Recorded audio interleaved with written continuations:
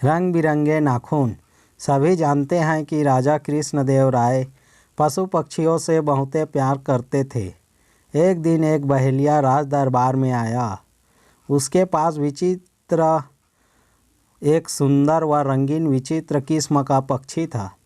वह राजा से बोला, महाराज, इस सुंदर व विचित्र पक्षी को मैंने कल जंगल से पकड़ा है। यह बहुत मीठा गाता है तथा तोते के समान बोल भी सकता है। यह मोर के समान रंग बिरंगा ही नहीं है, बल्कि उसके समान नाच कर भी दिखा सकता है। मैं यहाँ यह पक्षी आपको बेचने के लिए आया हूँ। राजा ने पक्षी को देखा और बोला, हाँ, देखने में यह बहुत रंग बिरंगा और विचित्र है। तुम्हें इसके लिए उपयुक्त मूल्य दिया जाएगा।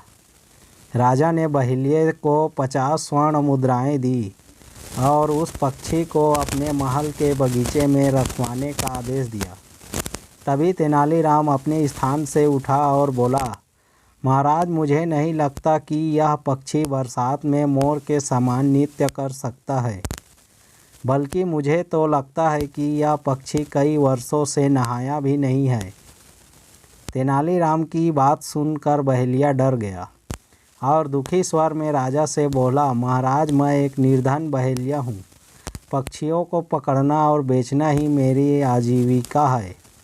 अतः मैं समझता हूँ कि पक्षियों के बारे में मेरी जानकारी पर बिना किसी प्रमाण के आरोप लगाना अनुचित है।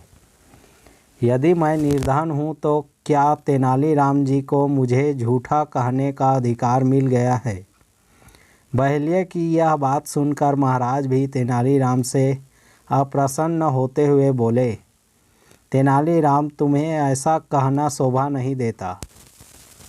क्या तुम अपनी बात सिद्ध कर सकते हो? मैं अपनी बात सिद्ध करना चाहता हूँ। महाराज, यह कहते हुए तेनालीराम ने एक गिलास पानी पक्षी के पिंजरे में गिरा दिया। पक्षी गीला हो गया और सभी दरबारी पक्षी को आश्चर्य से देखने लगे। पक्षी पर गिरा पानी रंगीन हो गया और उसका रंग हल्का भूरा हो गया। राजा तेनालीराम को आश्चर्य से देखने लगे। तेनालीराम बोला, महाराज, यह कोई विचित्र पक्षी नहीं है, बल्कि जंगली कबूतर है। परंतु तेनालीराम, तुम्हें कैसे पता लगा कि यह पक्षी रंगा गया है? महाराज, बहेलिये के नाखूनों से पक्षी पर लगे रंग तथा उसके नाखूनों का रंग एक समान है। अपनी पोल खुलते ही देख बहेलिये भागने की प्रयास करने लगा, परंतु सैनिकों ने उसे पकड़ लिया। राजा ने उसे धोखा देने के अपराध में जेल में डाल दिया और उसे दिया गया पुरस्कार अर्थात 50 स्वर्ण मुद्राएं तेनालीराम को दे दिया गया।